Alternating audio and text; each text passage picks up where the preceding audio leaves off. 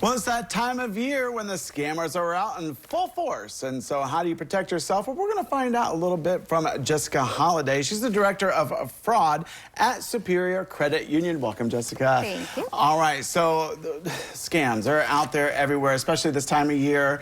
You know, people are always trying to get your information. And what happens if you do happen to get scammed? Like what's the next steps? What do you look out for? Okay, so you want to make sure that you're monitoring your bank account, obviously, daily. You are your first line of defense. You obviously know where you're using your card at, whatnot.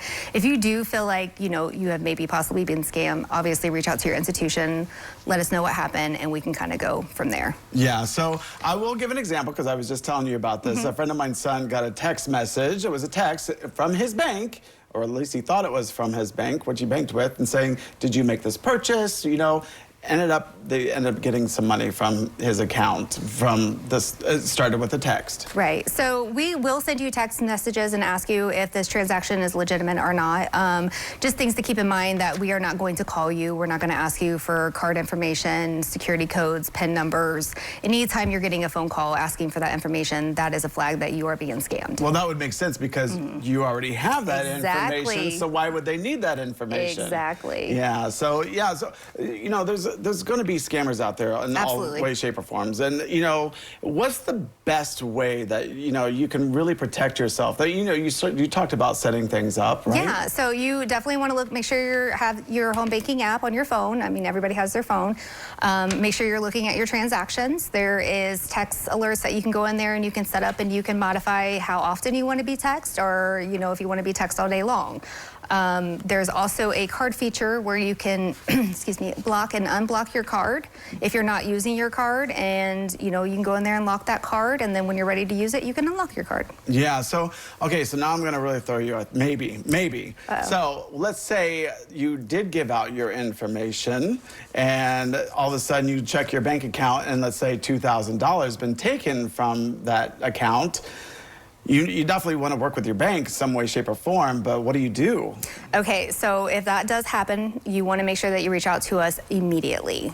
You want to make sure that you provide us all the information that has happened. I understand that you might be embarrassed, you might not want to admit that you did it, but we need to know exactly what had happened so we can undo everything that was done. So that's a very important key, to be honest with your institution. We will try to unravel everything, and if so, we'll get your money back for you. Right, I would guess you'd have to do your research, because anybody could say, they took money out, but so the bank would have to do their research as well. When it comes to shopping online, that's something to be careful with as well.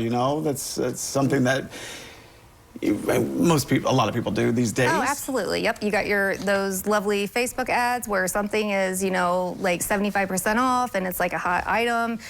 Best thing to do is to go to the actual merchant's website, verify that there is in fact a sale, and if so, purchase it off of the merchant's website. Right. And I would think that the first thing to do if someone said that, hey, did you make this purchase, go to the actual website of, like, let's say you bought something on Amazon, for example. Go to Amazon and see if there was a purchase, or go to your bank account and see if money has been taken out, right? Absolutely, yep. And if there is in fact a purchase that is on your account, look to see if there's a phone number associated with it. Reach out to the merchant. The merchant will be more than happy to work with you.